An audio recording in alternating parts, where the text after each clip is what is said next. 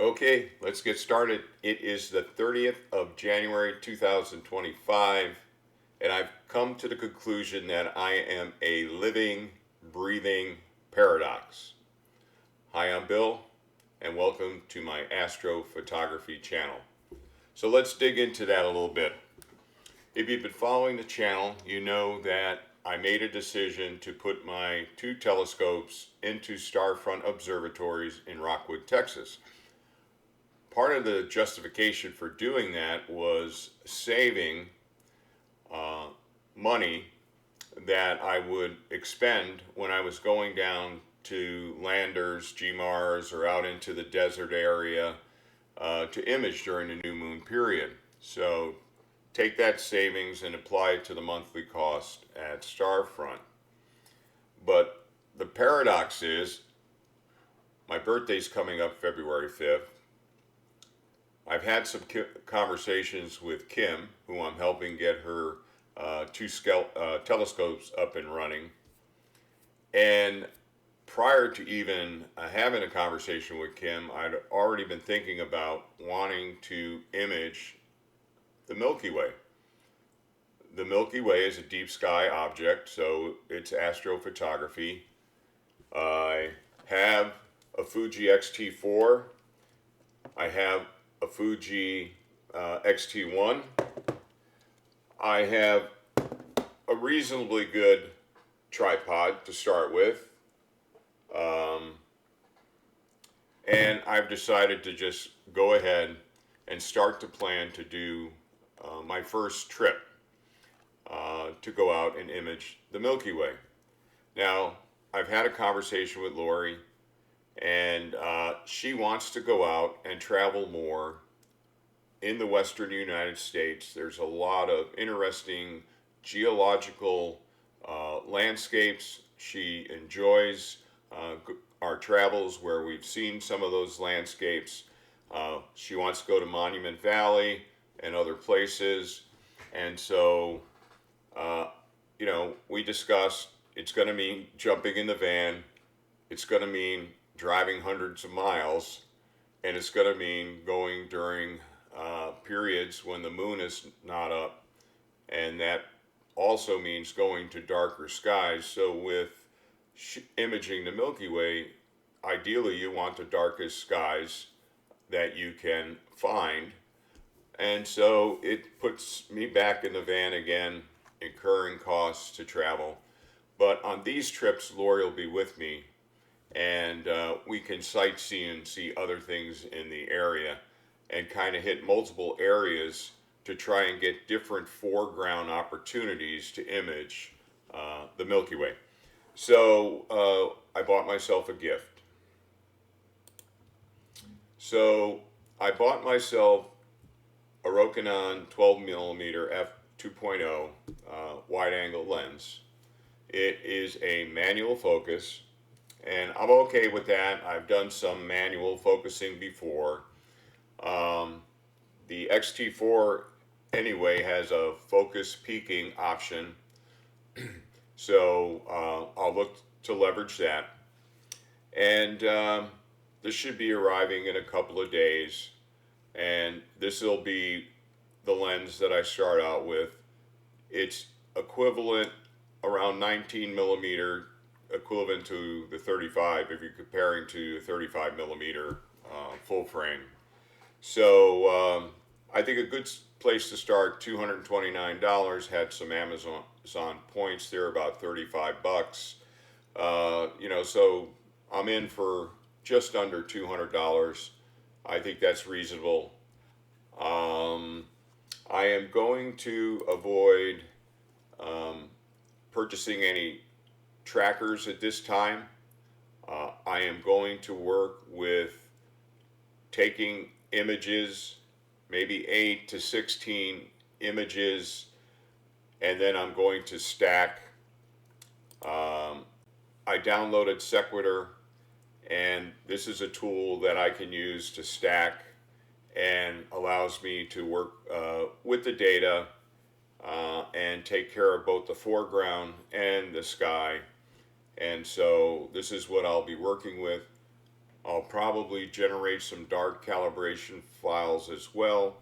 There's an opportunity also to create flats. Initially, I'll probably avoid that and see what my data looks like and those type of things. So again, I'm going to be on the learning curve, and that's what I enjoy most. And I am in no way saying that I know everything there is about managing two telescopes, imaging deep sky objects. I'm not. I got a lot to learn there, but this is also some new stimulus for me to learn how do I plan a trip and those type of things. So on planning the trip, I want to show you something that you may or may not be aware of if you're using Stellarium. So let's go into here and bring up Stellarium. Where are you at? Right here. So there's a way to use Stellarium to help understand based upon the time of the year, and I understand that we're kind of getting into that time of year. Um, some people may call it the core season, when certain parts of the Milky Way are going to be more visible, and those type of things. But I'll show you here. This is kind of Stellarium, but we can increase the visibility in Stellarium of the Milky Way, and we just go over here and under sky, you'll see that Milky Way is checked. If I take it off, it goes away. We don't see it, but if we go into Stellarium and we click on it, rather let me there, and then we can increase. We'll run this up to about 3.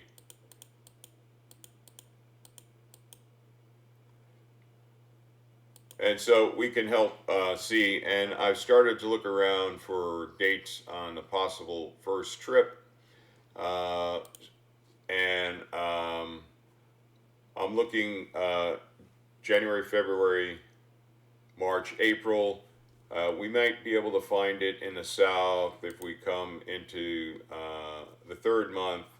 So there'll be some opportunity, and based upon on the time of the morning, we can see it. We can see it rise, um, and so you can use Stellarium to help plan. So I don't think my first trip will necessarily be in March, although it may. So I still have a lot of planning to do, but I wanted to show you about this capability. And then as the months progress,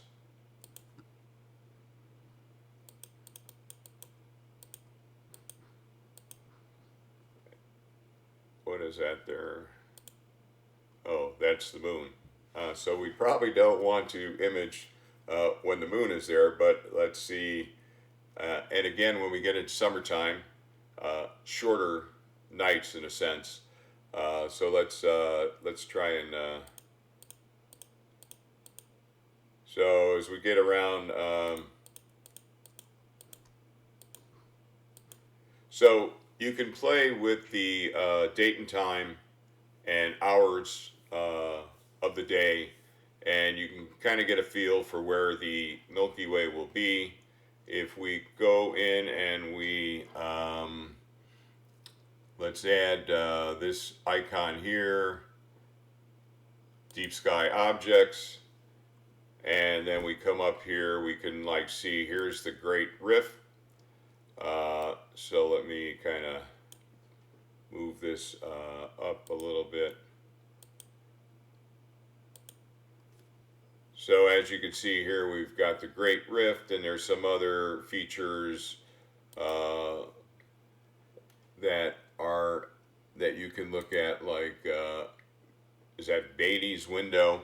And so what I'll get an opportunity to learn, I'll learn more about the Milky Way and its different characteristics, where the core is, and those type of things. So I really just wanted to give you an update on where I'm headed. So there'll be some of this content on the channel. If you are currently an astrophotographer imaging the Milky Way and can share some information and content, point me to tools and those type of things based on Kim's suggestion. Um, I have downloaded photo pills. I still have to learn how to use it to aid in planning the trips and setting exposure times. I think the 500 rule comes into play here and those type of things. And again, I purchased this lens because it's supposed to be pretty good, even wide open at f2.0.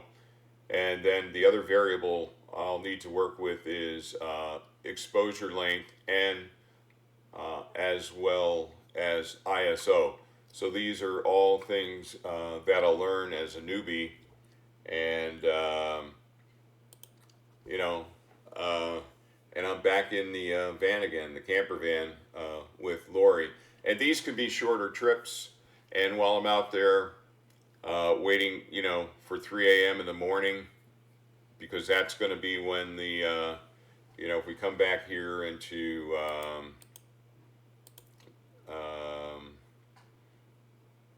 like, I think we were around the 11th.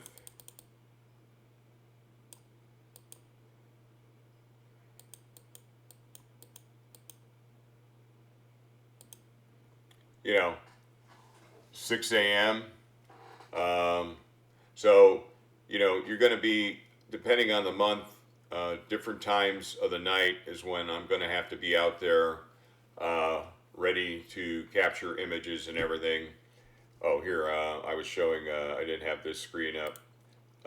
So based on the month and the day and where the moon is and all those things, I'll have to be out there at different times of the night ready to capture images. And then I'll have to learn about trying to illuminate foregrounds and those type of things. The great thing about, in my mind, about the desert and being out west here, there's kind of less trees and those type of things. So we'll see how that all works. So, all right. I just want to give you a heads up on some of the content will be coming up. And again, like always, I look to the viewers. If you have experience and you can share some tips with me. Again, I'm going to also work with Kim and Deanna, who have a wealth of information. But it's kind of like, sometimes I just like to start with, it's like not reading the manual. And you just kind of say, okay, this is kind of the bits and pieces I have.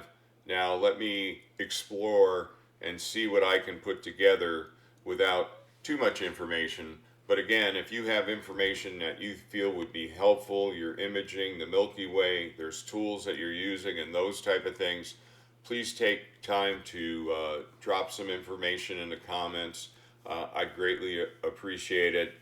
And this is going to be fun. And these trips are going to be more pleasurable to me because Lori will be willing to go along. And she's already said, well, we have two cameras to work with, so maybe we'll buy a second lens, and she'll be also imaging. I have another tripod, and we'll see how that all lines up. But again, my part of my goal in putting my telescopes into Starfront was to spend more time with Lori. So we've had a lot of fun together. Those times that we've been able to hop in the van and go places. Her travel's a little bit restricted because her mom's 100 years old and in assisted living, so she kind of wants to not go too far for too long. But shorter trips are okay. So we'll see what we can put together, see what kind of content I can create, and I'm really kind of excited to be learning something new related to astrophotography. So if you like this kind of content, please give it a thumbs up. As always, like, share, and subscribe. And wherever you may be in the world, hopefully you're looking forward to good weather when you want to image. Other than that, See you next time.